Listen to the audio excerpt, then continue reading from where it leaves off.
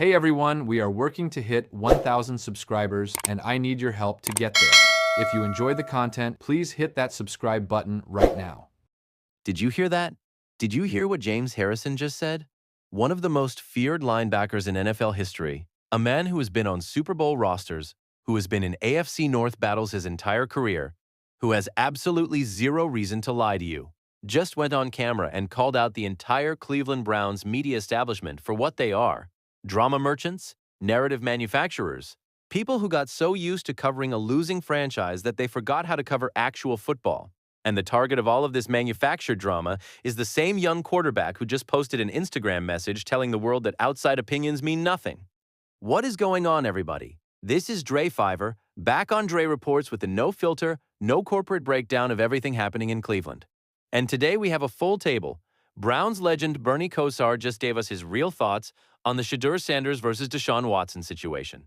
James Harrison and Joe Haddon just blew the lid off what the Browns media is actually doing to this kid's reputation. And Shedeur himself just posted a message on Instagram that tells you exactly where his head is.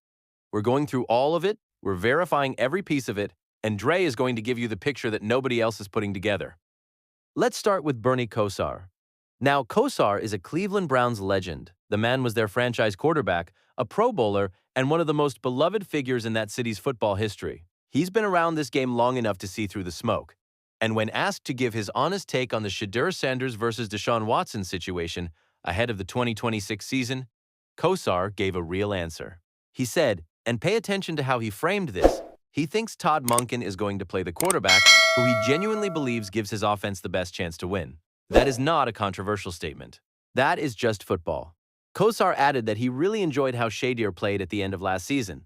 He said quarterbacks get too much credit when they win and too much blame when they lose, and that Shedeur came in as a rookie to a Cleveland offense that was, in his words, very void of talent.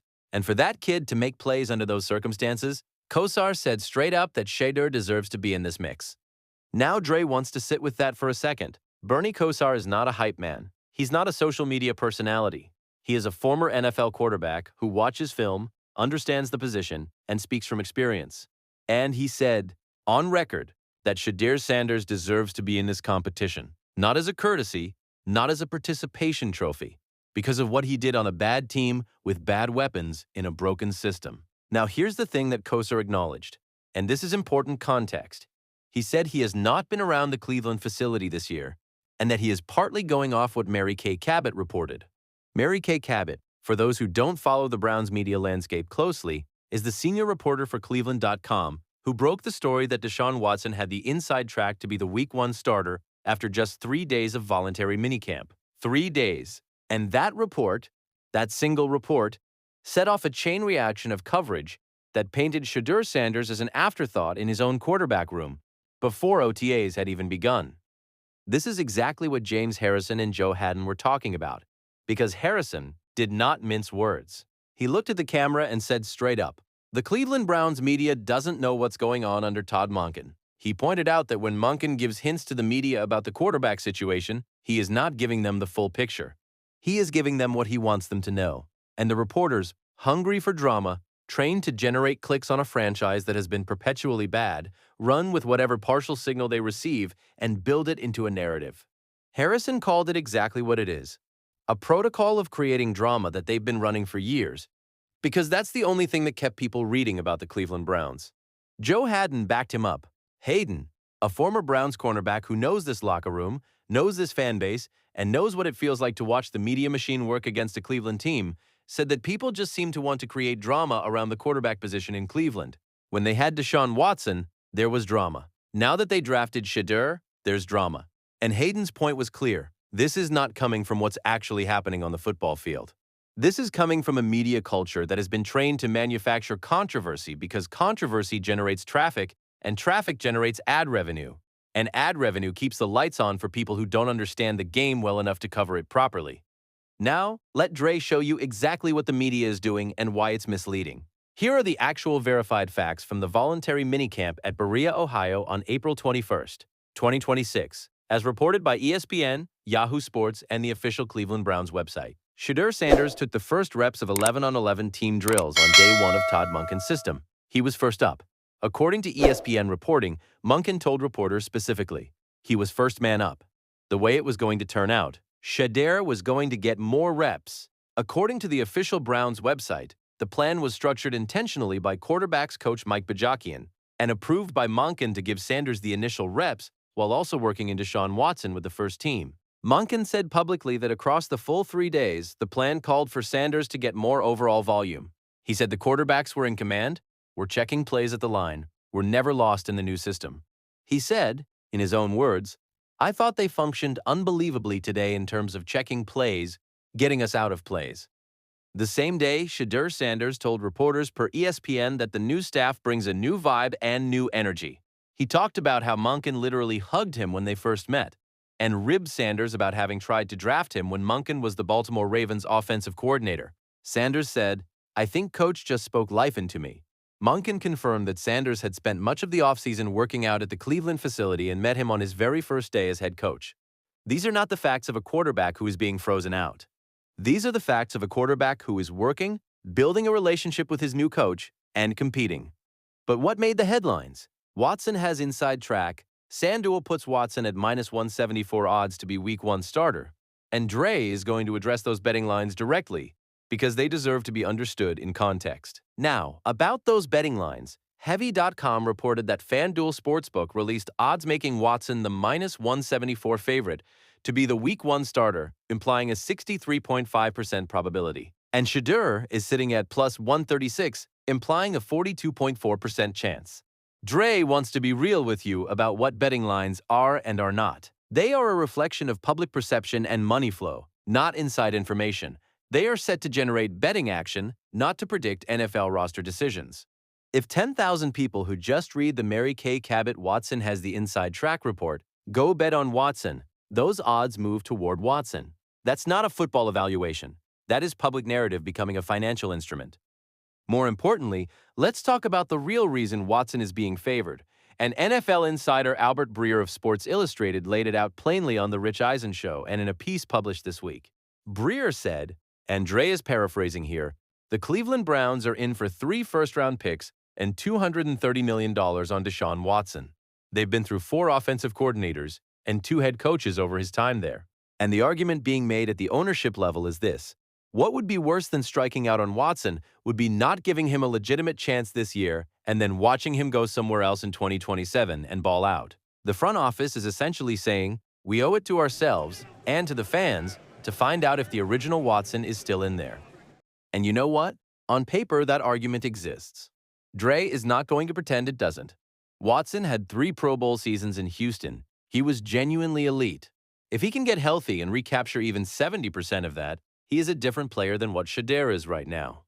That is a legitimate football argument, but here's what that argument ignores. Watson has not played meaningful football since 2020. He tore his Achilles in 2004 and then re-injured it during rehab and missed the entire 2025 season. He made 19 starts total in his 4 years in Cleveland. The investment in Watson has been paid, the cost has been sunk. The 3 first-round picks are gone. The $230 million in guarantees is locked in.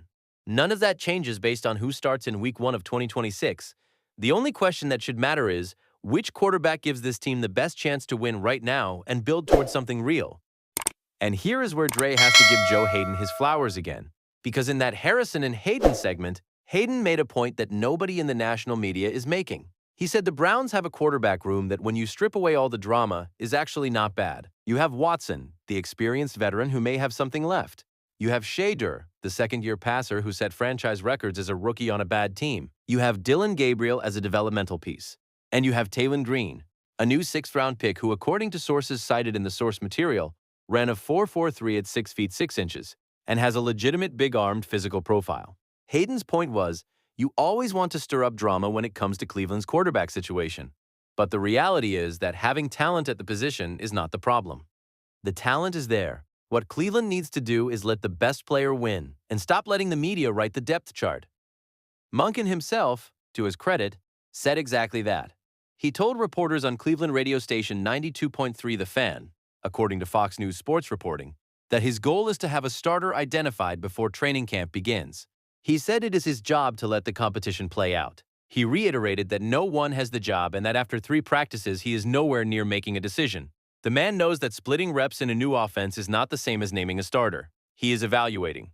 That is exactly what a first-year head coach with a new system should be doing. But here is the detail from that minicamp that Dre wants you to lock in on. According to Yahoo Sports reporting on the April 21st practice, while Watson took the majority of the 5-team periods that day, 3 of 5 overall, Monken said the structure was intentional and specifically designed to get Sanders more reps in the 7-on-7 segments and in the initial 11-on-11 periods.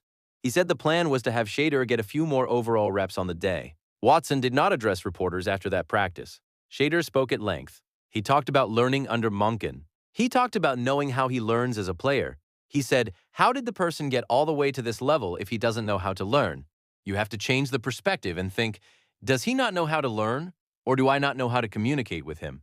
That is not a backup quarterback hedging his comments. That is a young man who is completely secure in his ability and completely focused on competing.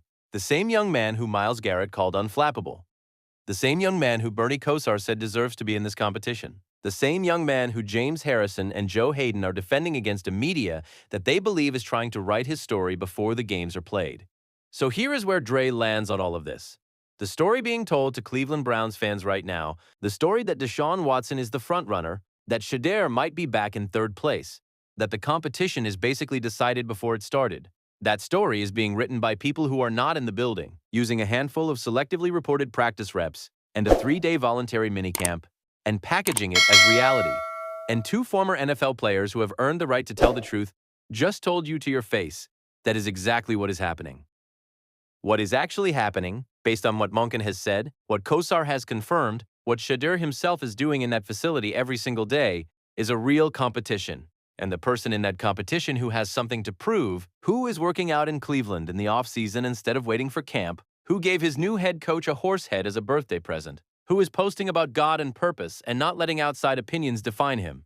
That person is Shedeur Sanders. The OTAs are starting in mid-May. The mandatory minicamp is in June. Training camp is in July. There is an enormous amount of football left to be played before anybody puts on a helmet for real in September. And every single time the narrative shifts, every time a report comes out, every time an odds line moves, every time a beat reporter drops a column based on half a practice, Dre Reports is going to be here giving you the full picture. Shedeur Sanders said it himself. In the grand scheme of life, outside opinions mean nothing. As long as you're walking in your purpose, God should be the only one you seek to please. That is a man who is locked in. That is a man who is not going anywhere. All right, people? Bernie Kosar, James Harrison, Joe Hayden, Albert Breer, the betting lines, the practice reps breakdown, and Shedeur's own message. We covered the whole board today. This is the level of detail you are not getting anywhere else. Here's what I need from you right now. Hit that like button. Go down to the comments and tell me, do you believe the Cleveland Browns media narrative around Shedeur Sanders is fair? Or are James Harrison and Joe Hayden right that this is manufactured drama? I want that debate. I want thousands of comments. Drop your take. And if you are not already subscribed to Dre Reports, fix that right now. Hit subscribe, hit the bell, because when OTAs start this week and new information drops, Dre is going to be the first one to break it down with the actual verified facts. Dre Fiverr. Out.